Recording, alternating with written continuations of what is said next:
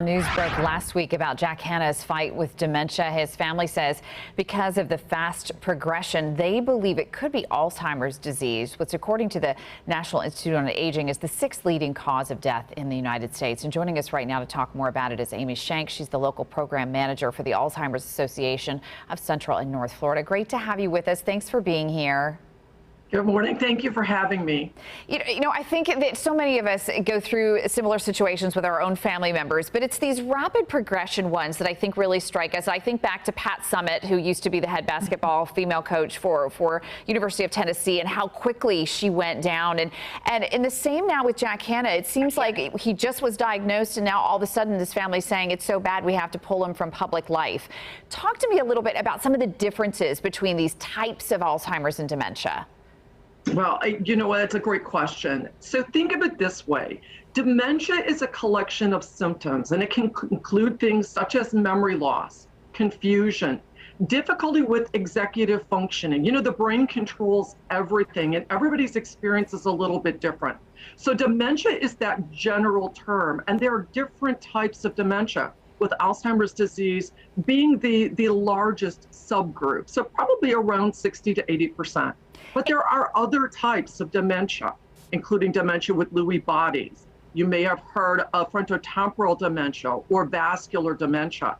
And what they all have in common is that these diseases impact the brain and the brain cells and affect the brain in every different category that the brain controls, not just memory. Amy, is it hereditary? If your parent or grandparent had it, can you expect that you might get it too? You know, that's an excellent question. So the number one risk factor for Alzheimer's disease is age. What we do know is that as individuals perhaps have other individuals in their family, so what we call a first degree relative, parent, sibling, those individuals, one's risk does increase. And if you have more than one relative with the disease, such as both parents or a sibling, yes, your risk does increase. But this is due to what we call the difference between deterministic genes, which means if you have the gene, you'll get the disease, and risk genes. And for Alzheimer's disease, risk genes are really the most common. So yes, you may have a higher risk, and I can't tell you exactly how much, but that's one of the things to remember. Amy, what are signs? What are things that we should be looking for? Absolutely. Well, we actually have a document called Know the 10 Warning Signs, and hopefully you'll be able to link that to your site. But some of the things that we see and are very typical are that memory loss that disrupts our daily life. You know what? We all forget things. Maybe we get things mixed up. But we're looking at things that really are unusual for the individual, maybe asking the same question over and over, maybe not just for getting an appointment here or there, but it becoming more and more of a challenge. Thinking about, we all know that people think, oh my gosh, I've lost my keys. What does that mean? It's not so much that we lose things, it's that we can't really retrace our steps and find them. So things that are different from your loved one, changes in mood and personality, as well as an inability to kind of do what we call planning or executive functioning.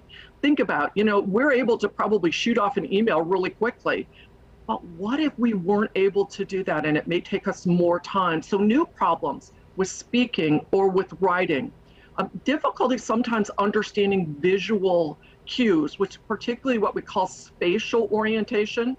And that comes into play particularly when we go up and down the stairs or when we drive. We all have that sign on our rear view mirror, our side mirrors, that say objects are closer than they appear. The thing that you need to remember is this unusual or different from the person that I'm meeting with? Is this something, did they always have difficulty remembering names? Or were they one of those individuals who absolutely always knew everyone's name? Right. Changes in judgment, hygiene, how one keeps their house. So think about those people, and you would say, oh my gosh, their house is so clean, you can eat off the floor. But things that are unusual, those are the things that we want to be concerned about. And the Amy, thing that's thank you. most important Yes. is if you're noticing these things, get them checked out because they can be signs of other things that are treatable. Yeah, absolutely. Make that appointment. Talk to your doctor because they're the ones who might be able to help. Maybe there's a medication or something that can hopefully slow the progress. Amy Schenk, thank you so much. That was great information for our viewers. We really appreciate your time this morning. Thank you so much. Thank you. An update now to the breaking news.